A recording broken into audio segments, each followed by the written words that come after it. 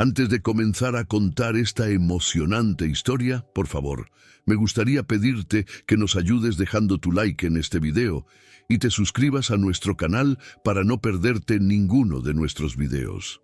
Ahora, vamos a comenzar esta hermosa y emocionante historia.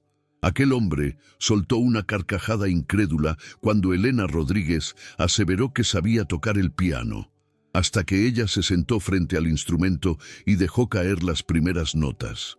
En ese instante exacto, su sonrisa se desvaneció por completo y una lágrima silenciosa surcó su mejilla, como si el sonido la obligara a emerger. Elena respiró con firmeza, ajustó la correa del bolso sobre su hombro y exhaló, cargada de nervios y esperanza, antes de pulsar el timbre de la mansión Villar. Tenía 28 años. Su experiencia como institutriz abarcaba varias casas bien situadas, pero ninguna tan imponente como aquella. El portón de hierro forjado se abrió con un suave crujido mecánico, revelando un jardín tan pulido que parecía pintado. Senderos de grava clara, estatuas neoclásicas y parterres cuidados que guiaban la visión hacia una mansión digna de una superproducción cinematográfica. Una mujer de mediana edad, con cabello gris liso recogido en un moño perfectamente peinado, abrió la puerta. «Debe de ser Elena Rodríguez», dijo con voz templada. «Soy doña Carmen, la administradora de esta casa. El señor Villar le espera en su despacho». Elena siguió a Carmen por corredores que parecían galerías de museo.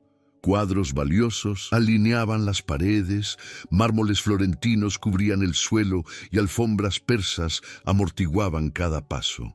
Sus pasos resonaban como ecos lejanos, recordándole lo pequeña que se sentía frente a tanta opulencia. Finalmente, llegaron a una puerta de madera tallada. Carmen golpeó suavemente y escucharon una voz firme. «Adelante». Dentro, Marcos Villar, de 42 años, espalda recta, porte casi militar, vestía un traje perfectamente cortado, incluso en su propia residencia. Maniobraba papeles sobre un escritorio de mogno macizo. Al levantar la mirada, unos ojos azules la evaluaron sin miramientos, como si consideraran las posibilidades de una inversión. «Siéntese», empezó él sin miramientos. «Le hablaré con franqueza. Necesito a alguien para cuidar a mi hija Sofía. Tiene 8 años y desde que su madre falleció hace 2 años, la relación de ella con el mundo ha sido conflictiva». Elena asintió con sinceridad en los ojos, profundamente sensible al dolor que impregnaba cada rincón de aquella casa. Varias institutrices habían sido reemplazadas. Ninguna soportó las peculiaridades de Sofía. Inteligencia precoz, terquedad feroz, rechazo frontal a figuras femeninas que trataran de ejercer autoridad materna. Si no logra conectar con ella, antes de que termine la semana no seguirá acá, sentenció Marcos regresando a sus papeles. Pero antes de retirarse, Elena preguntó con voz suave: «Señor Villar, ¿podría hacerme el favor de explicarme qué falló con las anteriores? Me ayudaría a entender mejor a Sofía». Él guardó silencio varios segundos, la pluma suspendida sobre el papel. «Todas intentaron cambiarla», dijo finalmente. «Sofía no necesita ser cambiada, necesita ser comprendida». Fue la primera palabra con algo de humanidad desde que Elena llegó a la mansión. Carmen condujo a Elena por la casa. 3 pisos, 12 habitaciones, una biblioteca imponente, comedor formal, salones que quitaban el aliento, y al final, la sala de música. En el centro de ese santuario, el Steinway de 1900, como una pieza de arte intangible. Sus líneas elegantes reflejaban la luz que entraba por ventanas francesas. Elena se detuvo, absorta, mientras Carmen explicaba que hacía años nadie lo tocaba. Marcos había abandonado el piano tras casarse. «¿Está afinado?», inquirió Elena con reverencia. «Creo que sí», respondió Carmen. «Viene un técnico ocasionalmente, pero nadie ha tocado una pieza completa en años». Marcos apareció en la puerta del salón en ese momento. ¿Hay algún inconveniente aquí?, preguntó con voz cortante. No, señor, contestó Carmen. Solo mostraba la casa a Elena. ¿Usted toca piano?, inquirió él, escéptico. La profesora vaciló. Sí, admitió ella con humildad. Estudié durante 12 años en conservatorio. Él soltó una risa breve y cortante. Déjeme adivinar, ¿tocaba en su iglesia local o algo? Elena sintió un hormigueo de desafío naciendo en su pecho. No, respondió tranquilamente. Fui becaria de conservatorio municipal. El brillo burlón en los ojos de Marcos casi imperceptiblemente. ¿Y por qué dejó?, insinuó él con tono inquisitivo. No tenía talento para seguir carrera. La pregunta, pronunciada con elocuencia fría, atravesó una cicatriz que nunca sanó. Por razones personales, contestó ella, con voz suave y cargada de convicción. Él se acercó al piano, desafiante. Pues si es tan buena, demuéstralo. Elena se sentó frente al piano. Ajustó la altura del banco.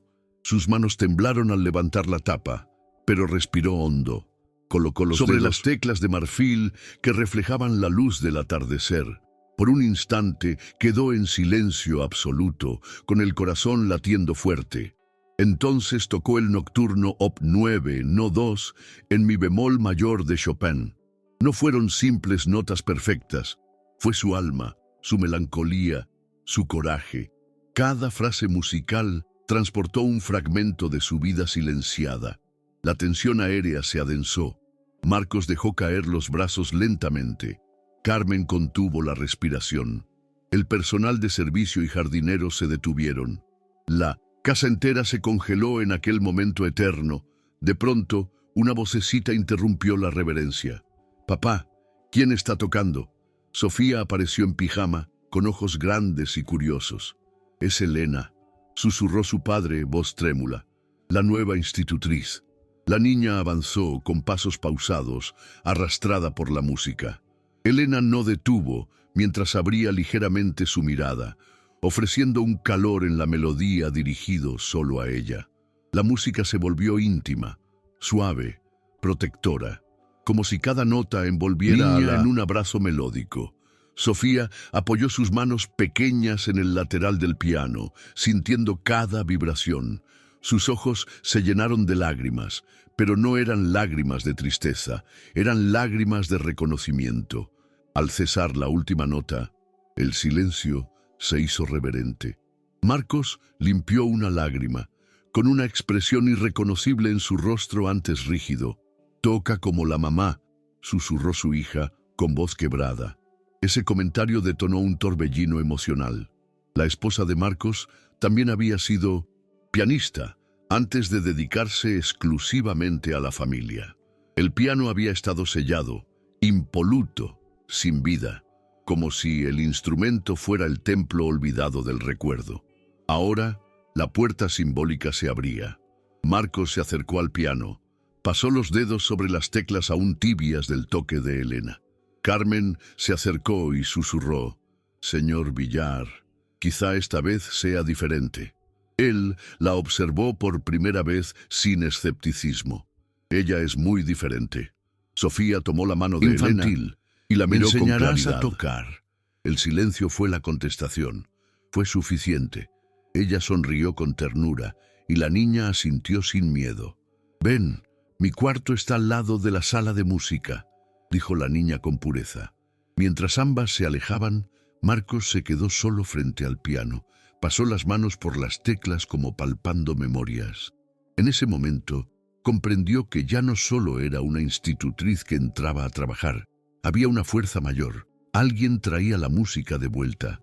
Y quizá también iluminando algo en su propia oscuridad. En los días que siguieron, Elena Rodríguez se instaló en su habitación contigua al salón de música. Cada mañana, al abrir los ojos, su primer pensamiento era Sofía. Caminaba por los pasillos con prudencia, sabiendo que cada paso era una oportunidad para reconstruir un puente silencioso entre padre e hija. La dinámica cambió casi inmediatamente. Sofía bajaba sola a desayunar, con un cuaderno arrugado bajo el brazo.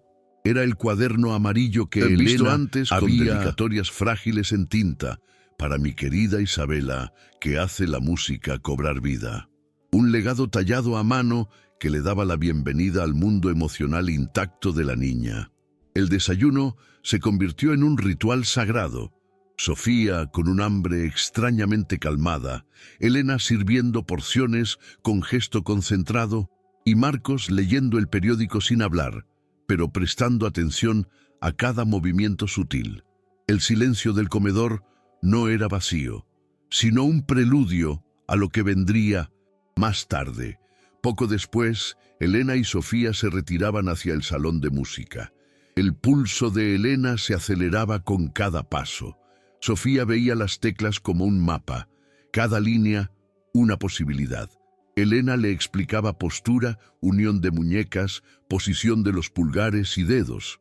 El valor de cada nota se convertía en una lección anticipada. Música como puente entre el presente y el pasado, entre lo que había sido y lo que aún podía ser. El primer desafío fue enseñarle a ubicar el do central en el teclado. Sofía tardó minutos, pero cuando lo encontró, alzó la mirada con orgullo infantil y dijo: «Lo tengo, un fuego pequeño, pero real». Elena suspiró aliviada. La conquista de un sonido, aunque simple, fue un mundo entero para ambas. Una tarde, Sofía la sorprendió con una pregunta que la dejó inmóvil. «Elena, ¿por qué dejaste de tocar piano?». Ese silencio fue una grieta. Elena vaciló, tocando el latido de su propio recuerdo. Se arrodilló junto a la niña, apoyó una mano en su hombro y pronunció el anhelo por una audición en Viena, el padre que cayó enfermo, el sustento familiar que exigió sacrificios. Las palabras fluyeron con emoción contenida y Sofía la escuchó en silencio, curioso reflejo de empatía infantil. «No estoy sola», pensó Elena, sin decírselo.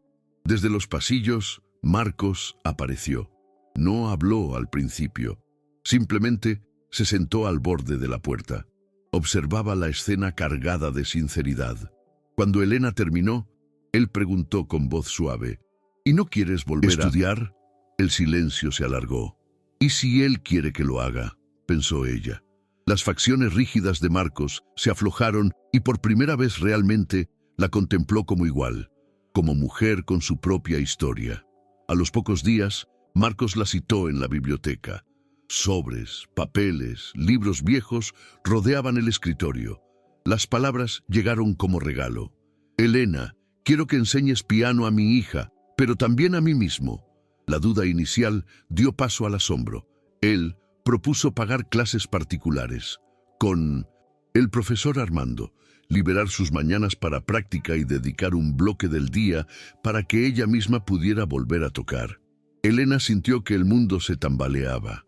¿Merecía semejante oferta? Tremía la voz al responder.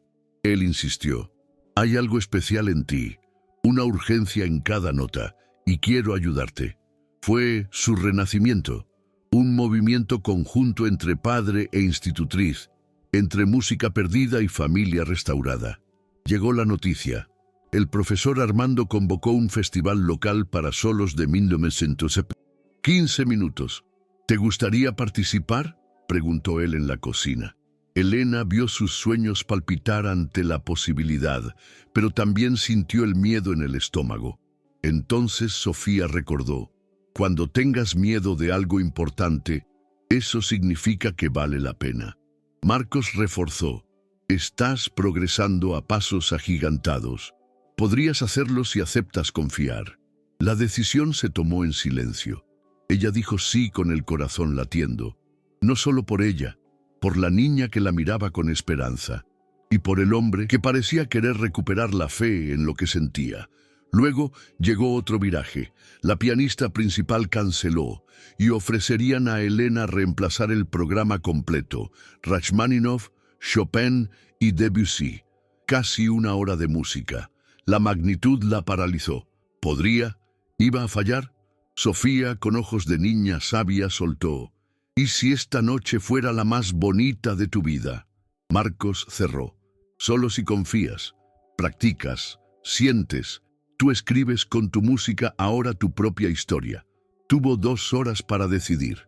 Las horas previas fueron un torbellino de notas, lágrimas y apoyo.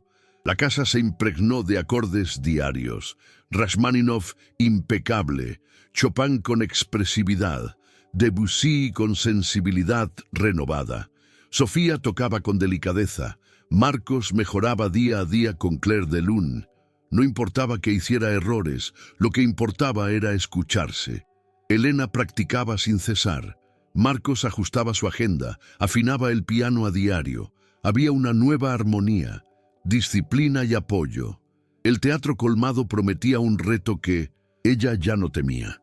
Sofía y Marcos en primera fila, manos apretadas, orgullo encendido. Al salir al escenario sintió calma. La música ya no era suya, era de ellos, de todos. Las 3 piezas fluyeron en cadena poderosa. Rachmaninoff, técnica y memoria, un viaje dramático y emotivo. Chopin, introspección nostálgica, amor y pérdida en notas flotantes. Debussy, color, esperanza hecha sonido. El público contuvo el aliento, luego estalló en aplausos, lágrimas y ovación de pie. Cuando bajó del banco, a Marcos y Sofía llorando. No vestían máscaras, detrás del éxito resonaba la sanación emocional. El backstage fue un torbellino de admiración. Empresarios, críticos, organizadores querían hablar con ella. Aceptó, pero antes buscó a su familia elegida. Se abrazaron, lloraron, rieron. «Me salvaste», susurró ella. «Tú salvaste nuestra familia», respondió él. «Y yo te encontré a ti», añadió él. Elena firmó contrato como concertista, viajó por el país, recibió reconocimiento. Pero cada sábado por la mañana volvía al salón de música. Sofía ya tocaba piezas intermedias con naturalidad. Marcos inauguró su propio estilo de tocar, sin ambición, solo emoción. Un día propusieron un concierto benéfico familiar. Sofía tocó sola a Chopin. Luego ellos 2 interpretaron Clair de Lune en una versión simplificada. Marcos tembló, pero lo hicieron juntos. El teatro se conmovió con la pureza de esa familia musical atípica, pero real. Vinieron aplausos largos, lágrimas y el corazón pleno de comunidad. Mientras Elena se preparaba para una gira internacional por Europa, pasó un sábado por la mañana contemplando el piano con Sofía y Marcos al lado. Entonces preguntó, ¿quieren formalizar lo que somos? Las palabras flotaron quietas. ¿Quieres ser oficialmente nuestra hermana, nuestro amor? Sofía gritó que sí. Marcos la abrazó con los ojos vidriosos. Firmarán los papeles cuando ella vuelva. Serán oficialmente una familia, aunque siempre lo fueron, en cada clase, en cada nota, en cada mirada de orgullo mutuo. En su despedida en el aeropuerto, las palabras fueron simples, humanas. Vuela alto, Elena. Tocaré hermoso por ustedes. Siempre será nuestra casa, siempre. Ella caminó hacia la puerta de embarque, se giró y vio 2 figuras diminutas. Su familia real, sonriendo, agitando las manos. El tren de luces del aeropuerto se llevó su silueta, pero dejó un resonar. La música no era solo arte, era familia, refugio y transformación. 2 años antes, era institutriz sin rumbo. Ahora era concertista con una nueva motivación. Amar y ser amada, inspirar y sanar. Todo había comenzado cuando él rió al decir que ella tocaba piano. Y luego lloró al descubrir que ella traía de vuelta lo que creía perdido. Su hija, su hogar, su historia, su música.